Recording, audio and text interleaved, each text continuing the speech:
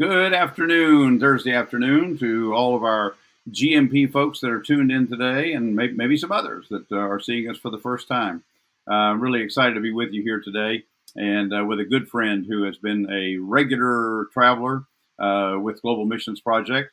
His name is Mr. Ray Vardaman, and I want you to hear a little bit about his background because he's had such a varied career and with some of the things that he's doing now, but also the opportunity for him to share with you a little bit of what's going on right now in the midst of what we're dealing with around the world. But we have a project that's going to launch next week, and we're going to talk about that a little too. So please, here he comes, Ray Vardaman. Hey, Ray. Hello, good afternoon. Good to see you, buddy. It's good to be seen. Absolutely. Ray's falls into my special friend category because he's also a trombone player, and we have a brotherhood among trombone players, just like I guess everybody else does. I think that's kind of true, don't you, Ray? Oh yes, but it's a thrill to me to be associated with real trombone players, though. Real ones is good. Real ones is good. And I'm hanging on to my chops with everything I've got. I'm playing every Sunday, and I'm usually able to make it through the first 10 minutes of the service anyway. Hey, I'm going to jump right on into what we're going to talk about a little bit today, and just wanted to mention a little bit to the people, a little bit of your background. Tell me when you started being interested in your music study. Well, I was interested as a very young age, both in church music and then when I joined a band. Of course, I was a late bloomer as far as band is concerned. I didn't join band till the 10th grade in high school. Wow. And then after that was second semester in the 10th grade. And after one semester, it was like the Lord just slapped me up the side of the head and said, "Hey, this is what I want you to do." And I changed my career direction and pursued music and have just about fulfilled all of my goals that I had at an early age through my career. That's super. Now, you said you pursued music. Tell me what that meant as far as maybe work or vocation or something. Well, I felt very seriously about that God was calling me to be a band director. My high school band director had a great impression upon me and was just a very dear friend as well as a teacher and mentor. And I wanted to teach. And so I immediately started pursuing that and went to school at Ouachita Baptist University to go study under Francis Macbeth. And some of the band people will know that name for sure. That's W. Francis Macbeth, right? W. Francis Macbeth, that's correct. And later on pursued and got my master's as well as part of my doctorate. I never finished that, but got part of it anyway. And I taught school for 42 years in different levels, both all the way from beginners all the way through college. Taught college several years at a branch school at University of Arkansas.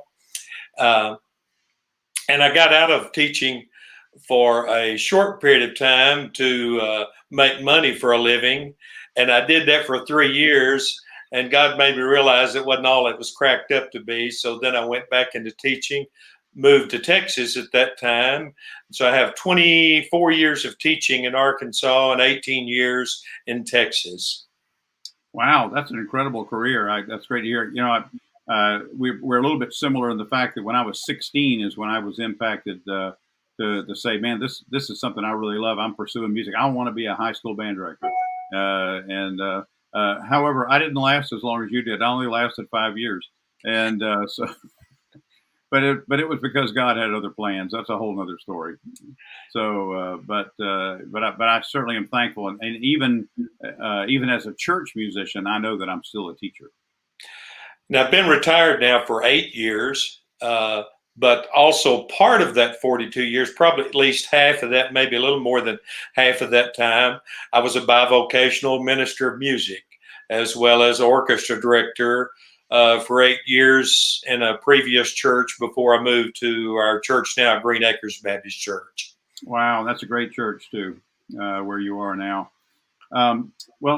Ray, now you've been on a number of mission projects with Global Missions Project, and do you know how many you've been on? Do you have any idea how many?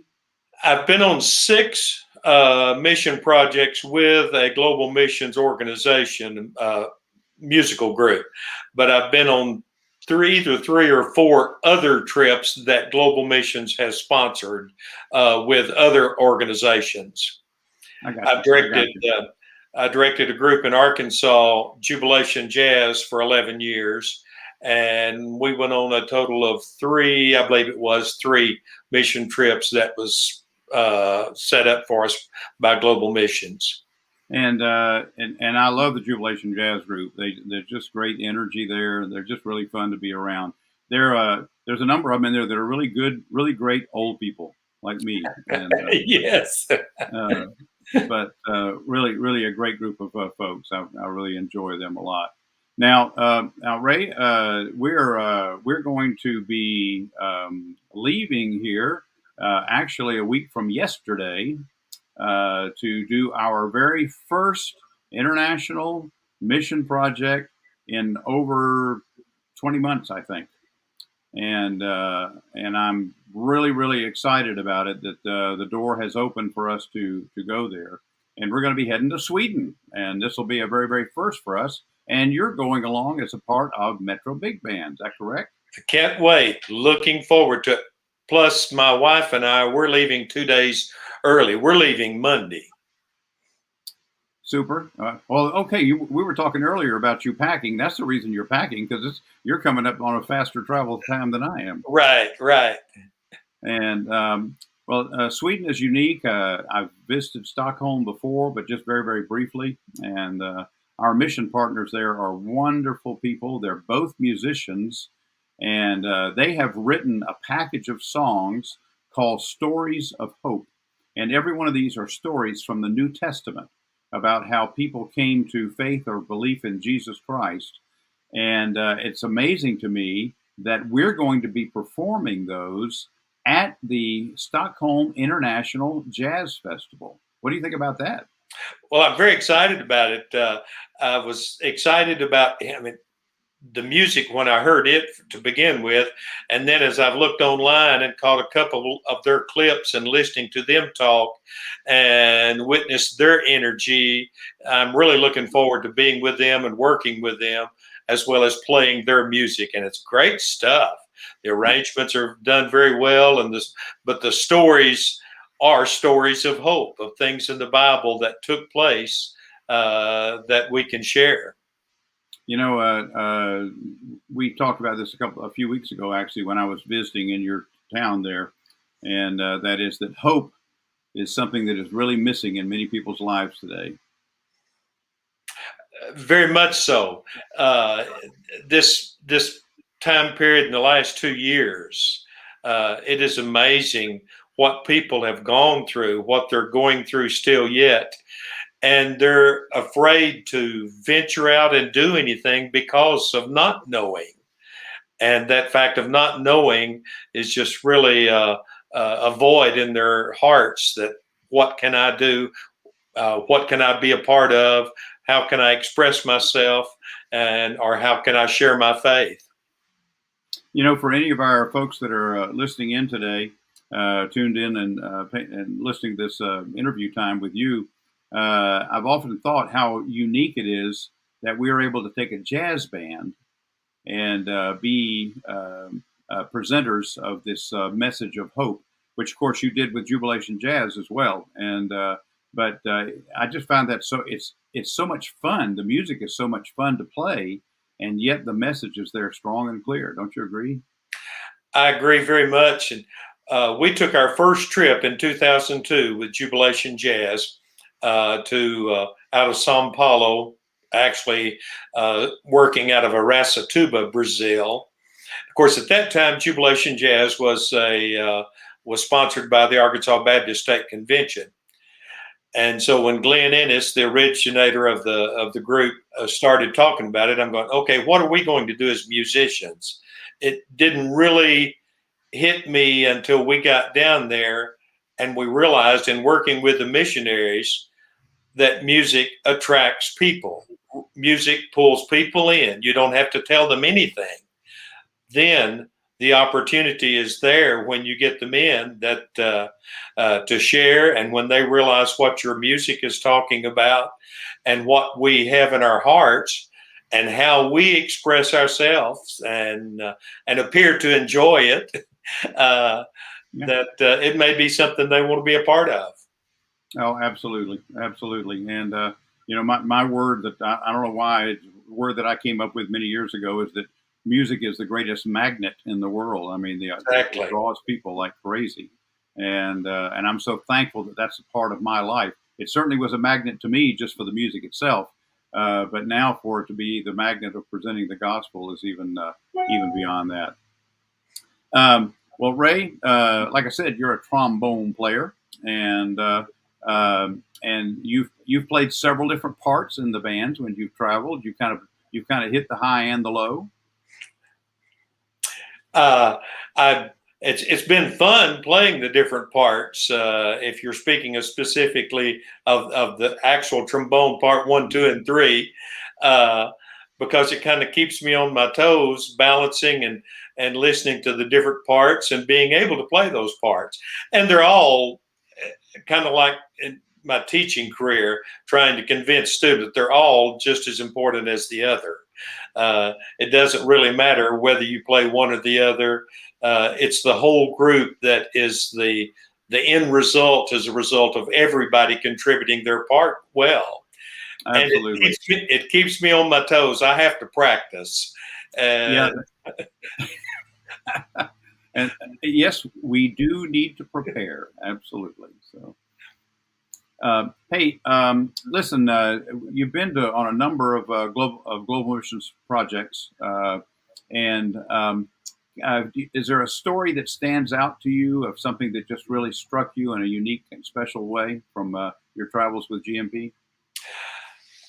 Well, one particular story.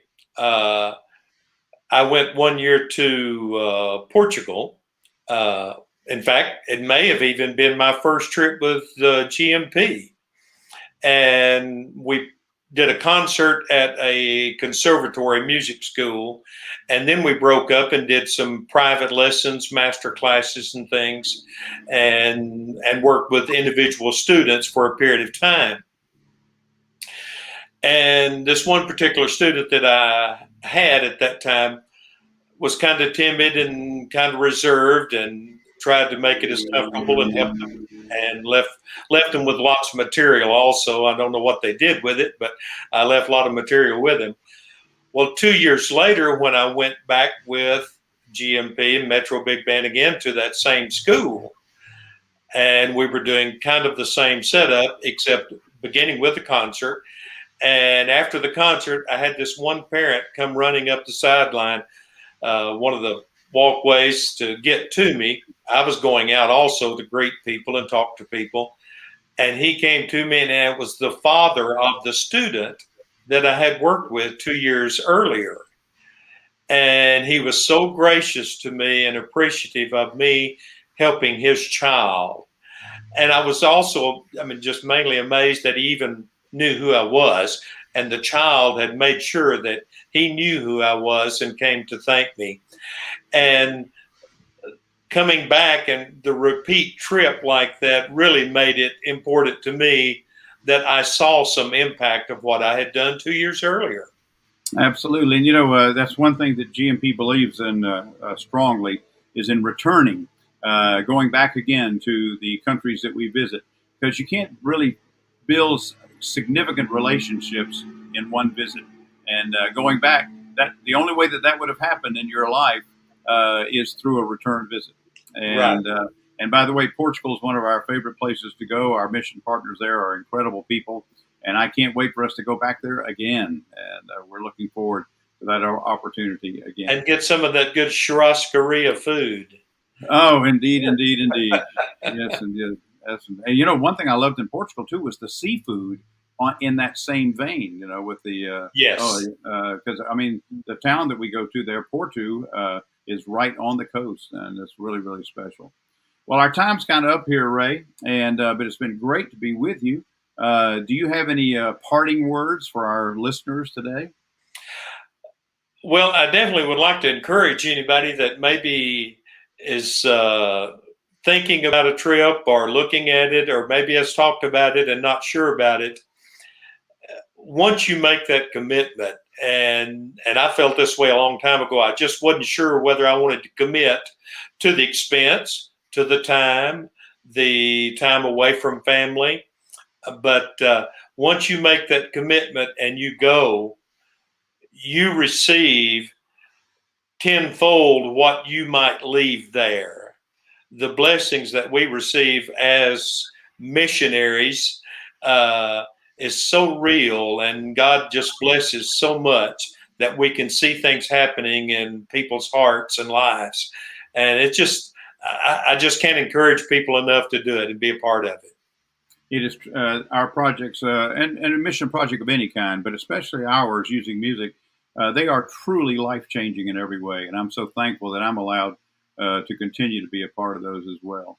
Well, Ray, it's been good to see you today, my friend, and to all Great of to our be with GMP listeners and viewers, we say I'll be seeing you again on the first Thursday of November, and I'll be looking forward to that with another interview with one of our great GMP friends. God bless you all today. And Ray, great to see you, my friend. Adios, guys.